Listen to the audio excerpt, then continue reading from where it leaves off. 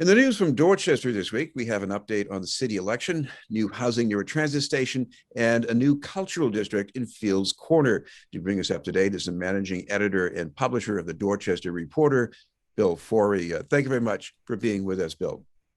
Thanks, Chris. Good to be back. Bill, I want to start with you about what's going on with the election. We haven't had many new candidates emerge lately, but we have a better idea of who's on the ballot. So what should we be paying attention to with that? Right. So the deadline to submit signatures was yesterday, Chris, and on Tuesday. So we now know that the six, heavyweight candidates for mayor have all made the ballot. Acting Mayor Kim Janey, City Councilors Anissa Sabi-George, Michelle Wu, and Andrea Campbell, John Barros, and also Representative John Santiago has now been certified on the city ballot for mayor. You had to get 3,000 signatures to qualify, and they all did it, fairly easily. A sign of a well-organized campaign for each, obviously.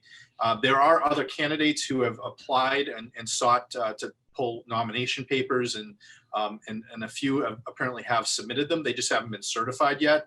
There's about 17 people in total who pulled papers, as they say, to run for mayor. Not all of those people will make the ballot, and I suspect one or two may continue to attempt to make the ballot. We should have final word on that, Chris, by around this time in June. June 22nd, I believe, is the final date in which all the candidates will be certified or not. So that's come into picture this week. Also coming into picture is District 3. City Councilor Frank Baker is officially on the ballot again for re-election. He represents most of Dorchester, and he does have a challenger who's made the ballot, Stephen McBride, who lives on Jones Hill, first-time candidate, and he will be challenging Councilor Baker in September, and unless there's other candidates, likely in November as well. So in District 4, we have a whole bunch of people are running for the District 4 seat, which Councilor Andrea Campbell will vacate as she attempts to become the next mayor. Currently, 9 people have qualified for the ballot, and one of them is former Representative Evandro Carvalho, who represented the 5th Suffolk District at the State House for a few years. There are other candidates who will be familiar names in the neighborhood. William Dickerson III is running. Deco Jabril, who ran in District 7 a couple of years ago, is running in District 4. Joel Richards, Leonard Lee Sr., Gisette Williams, and Brian Worrell have all qualified for the ballot as of this week. So there could be others who come on board as well, but for now, that's it. And the at-large race has a large field as well. There could be as many as 25 people on the ballot, Chris. But as of right now, only about half of that number has qualified. They're still counting, though. We'll know more in the next week or so. Put this into perspective here, because I can't remember so many people having run for city council in something like 40 years. This is almost amazing. It is. It's pretty cool, actually. I think it's a good sign. There's a lot of interest in the at-large race, obviously, and in District 4. It's good to see, D4 for years and years, of course, until Councilor Campbell unseated Charles Yancey, was, Charles Yancey's seat from 1983 until she unseated him, I believe, is it in 2013 or 2015. And now we have, potentially as many as a dozen people seeking to replace Councilor Campbell. There's some good candidates in that batch as well, Chris. That's going to be an interesting race to watch. At large, same. There's some really strong contenders. There's some repeat names that have run before. People like David Halbert, Erin Murphy, who's from Dorchester. They've made the ballot, and there's a couple of newcomers.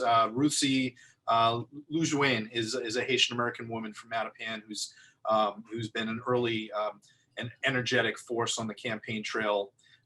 Kelly Bates, who's from Hyde Park, is another name to watch. So that's going to be an interesting race, and of course, the mayor's race.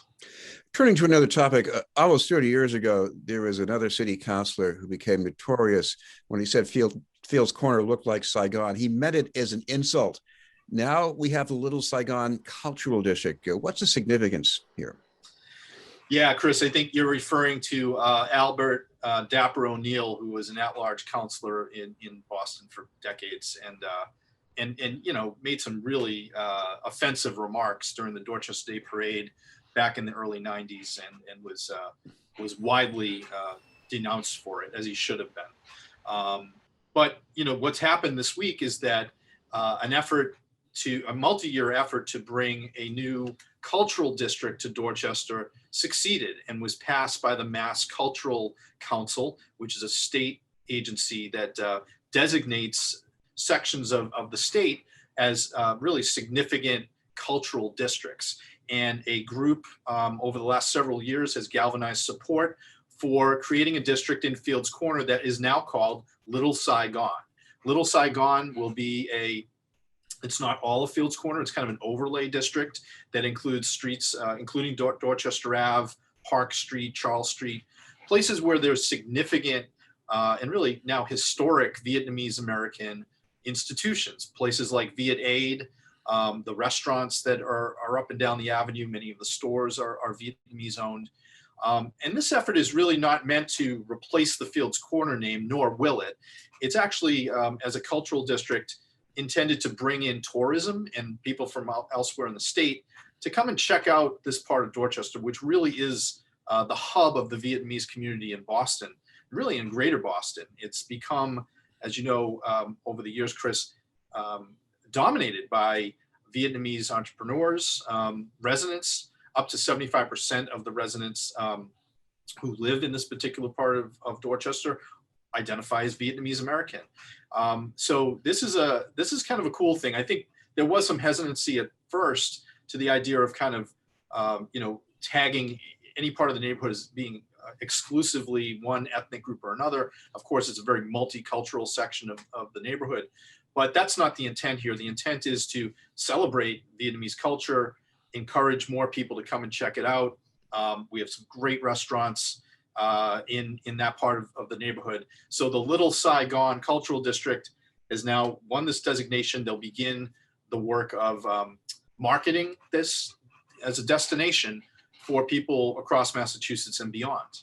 And we're not talking about closed systems here, because I mean, these days you go into a Vietnamese restaurant, there are many other kinds of people there, and you also see Vietnamese people from Dorchester, places like the Blanchy and the Barlingstone. So this is not what people on the outside might think. Yeah, it's not, and it's just it does remind me of, like, we have the Polish Triangle in Dorchester. That's not an exclusively Polish enclave, not anymore.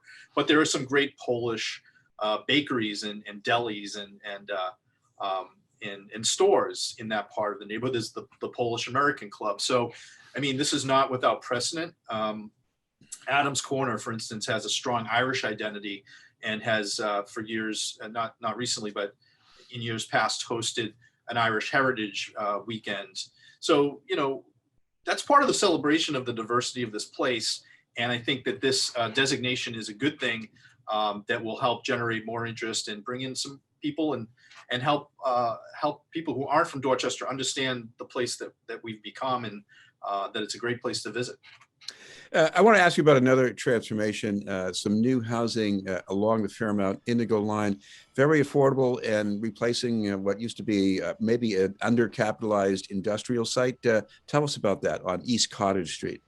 Yeah, it's called the Indigo Block, and that's a reference to the Fairmount line, which of course many advocates want to see renamed the Indigo Line. But this is a good development. It's a $50 million project, about 80 units of new housing, half of it affordable, and it's replacing what was really a long time eyesore. You know it well, Chris, from having covered it over the years. It was an industrial, warehouse called the Maxwell Box Company that for many years was kind of laying fallow. It was used at times as an indoor flea market back in the 90s. But in the 2000s, it really became derelict. The property owner lost the property in foreclosure, basically for tax reasons. The city took over the site and then did a public process to try to redevelop it. Dorchester Bay EDC, which is the Economic Development Corp in Upham's Corner, won the bid from the city and has spent the last decade really planning this redevelopment. And it's finally coming to fruition, Chris, We expect it to open in August for residents.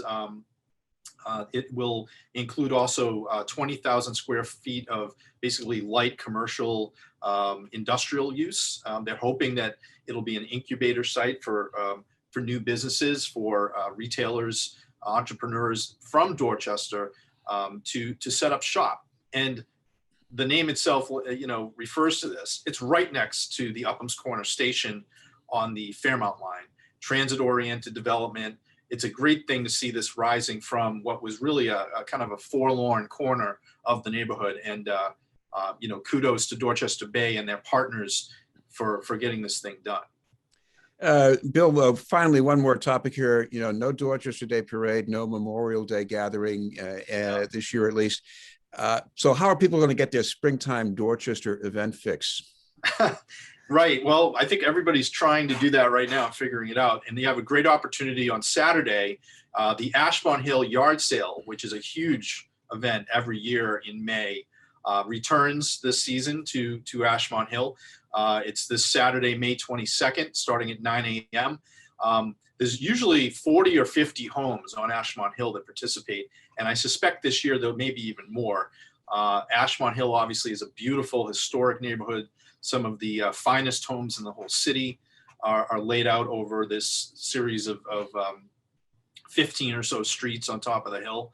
But what happens in Dorchester on this day, Chris, is a lot of people piggyback on the Ashmont Hill Yard Sale and have their own throughout Dorchester. So you'll be driving through and you're going to see the signs up and you're going to see the opportunity and you'll see the furniture and other items on people's lawns. It's a great day to tour around, check out some cool houses, and probably pick up something for your own home. So I'd encourage people to check it out. You can find out more information about this at our website, .news.com. By the way, this is the 41st year of the Ashmont Hill Yard Sale. It's pretty cool that this has gone on as long as it has.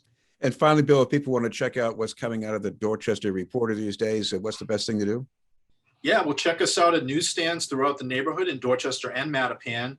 And we're online, .news.com. You can also follow us on Twitter at .news. Thank you very much for taking time to be with us. Thanks, Chris. Good to see you again. Bill Forry from the Dorchester Reporter. We'll have more news in just a moment.